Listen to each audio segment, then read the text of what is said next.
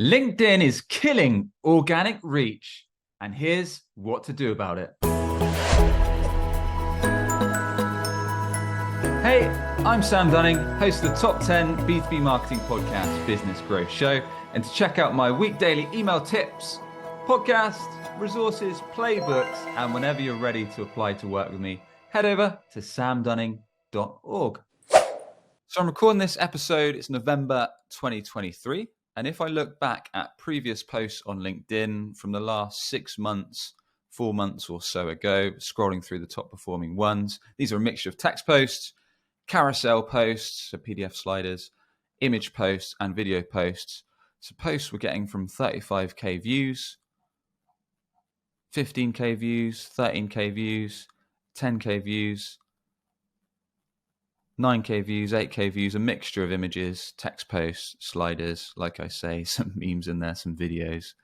So all in all, quite decent, kind of 5k plus, almost as a minimum for decent performing ones. And then if I go to kind of more recent posts from the last month, 4 weeks or so ago, posts are getting 1k views. Again, another one with 1.6k, some 300, 740, 1k, 800. So down almost 4 to 5 times compared to what I was getting 6 months ago. So it's a massive decline in views, impressions in general. And I'm hearing that across the board. So I've got a bunch of friends, marketers, business owners, etc. Most of them are saying the same thing, that organic reach seems to be down massively right now on LinkedIn. So why the heck would LinkedIn do this to us? I mean, it's been such a good platform on organic reach for years and years. Why now? Well, my opinion is that they want to push something called thought leader ads. Now, what thought leader ads are is they essentially enable you to boost personal profile posts to a selected audience. So that could be retargeting website visitors, or perhaps drilling down so your posts show to your target client profiles. Using LinkedIn ads, you can make sure that they display to those personas, those job titles, those industries and sectors that you actually want to see your content. Because when you post, the LinkedIn algorithm might not share it with exactly who you want to see it. So it's a really good way to get targeted views on your content and build trust, awareness, and possibly inbound leads and deals. So LinkedIn thought leader ads, essentially, they look super organic. So they show up as a normal post. The only difference being is that when you actually post them, under the person's picture, their headline, it has a little bit of text saying sponsored or boosted or promoted by the company name. So it'll literally say promoted by and the company name. That is pretty much the only difference. They look super organic. Pretty sure that LinkedIn want to boost this feature. And in my humble opinion, that's why they're slowly reducing the organic reach, to try and encourage you to spend your cash with them, which kind of makes sense being a business and all. Now, don't get me wrong. LinkedIn is still a fantastic platform. In fact, it's by far, from what I've seen, the best B2B platform from a social standpoint. The organic reach, like you've just seen, still isn't terrible. It's just down a lot more from what it was months ago. But LinkedIn, for me, certainly has been a solid platform to put out content of different types, like I mentioned earlier, text posts, video posts, image posts, and more. Build up my authority, in my case, around B2B SEO, B2B websites, and B2B marketing. In your case, it could be relevant to your niche. Great place to build partnerships, make friends, get recommendations when I need help, and build up authority in my niche. So essentially, I post content every day, and when prospects need what I do, over time, they build more and more trust in what I do, in my reputation, in my proof of results. And when they're ready, they usually DM me on LinkedIn, and I get a steady flow of inbound leads. And you can do much the same in your niche by creating content, engaging in the feed, having a solid profile page that clearly shares what you do, how you help, problems you fix, some proof of results, much like a website, much like a landing page. So LinkedIn still is solid. It's just a shame that the reach is down so much in terms of organic posting. So how can you combat LinkedIn drop in organic reach, and how can you reduce risk for your business rather than relying solely on algorithms of social channels like LinkedIn that may or may not give you a good impression count and show your content to the right audience? You can start investing your time, cash, and resources into channels that you own and that you control. So I'm going to jump in and share some that I use and that I recommend for B2B companies. So first up, we've got your website, and this is quite literally the foundation of your marketing efforts. Most cases, this is going to be the first port of call when a prospect hears about you, searches for you, gets recommended to you, that they're going to flick on, and it needs to be your very best salesperson. After all, it's going to be live 24/7 around the clock. And from a B2B perspective, most of the time, your website needs to do a lot of hard work.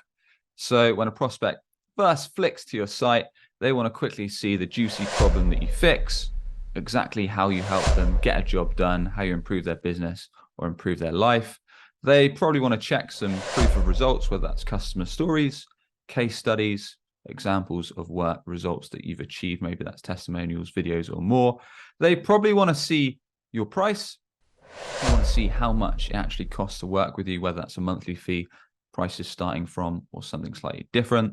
They probably want to see your offer in action, especially if you're a SaaS business or some kind of technology. They want to see screenshots, GIFs, maybe a demo video or an interactive demo on the site.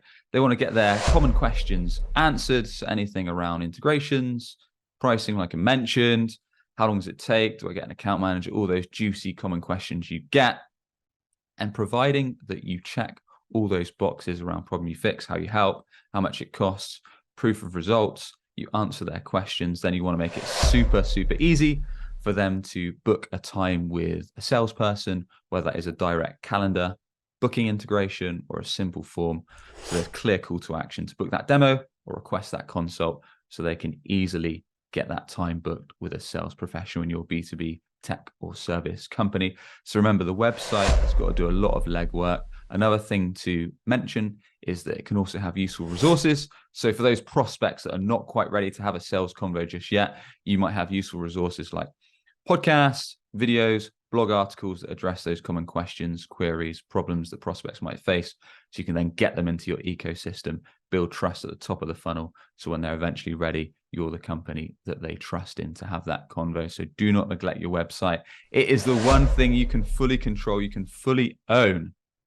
So making sure it's done right, because you can constantly add to it, improve it, make edits, make content changes, make messaging changes, design changes, and all that. So it's the rock solid foundation of your marketing efforts to convert those prospects into sales calls and deals. Make sure you get it right. Make sure it's geared towards what target clients care about. Next, we've got creating an audio podcast or starting video out on YouTube, or a mix of both, like I do with my podcast, Business Growth Show, B2B Marketing and Demand Generation podcast. So I actually do a mix of guest episodes and solo episodes. So for example, on solo episodes, I will essentially do episodes dedicated to common questions I get asked, how to do something, why isn't this working, best ways to do X, best ways to do Y. I address problems, frustrations, queries that I get on prospecting calls, sales calls, customer calls, and more. Reason being, if people are regularly asking these things, I know it's going to be in demand. There's going to be a lot of demand for it, and it's going to be evergreen content that people are actually searching for answers for, whether that's on Google, YouTube, or the podcast channels. So it can build expertise in your niche, build trust, build confidence, build authority, and send inbound leads your way. Or there's the guest episode tactic, where you can go down a few routes. You can interview target clients, ask them great questions, build relationships with them, and over time build inbound from that. Or you can interview famous people in your niche and again build an audience around that, build confidence in your niche, in your industry, and then distribute those onto audio channels like Apple, Spotify, get them up on YouTube, get them produced, build an audience, build a following, build brand, build reputation, and drive inbound leads that way. There's quite a few routes you can go down, but if you want an in-depth B2B podcasting guide, check out the Only B2B Podcast Guide You Need. If you search the Only B2B Podcast Guide You Need Sam Dunning, then you can check that, listen to the podcast or watch it.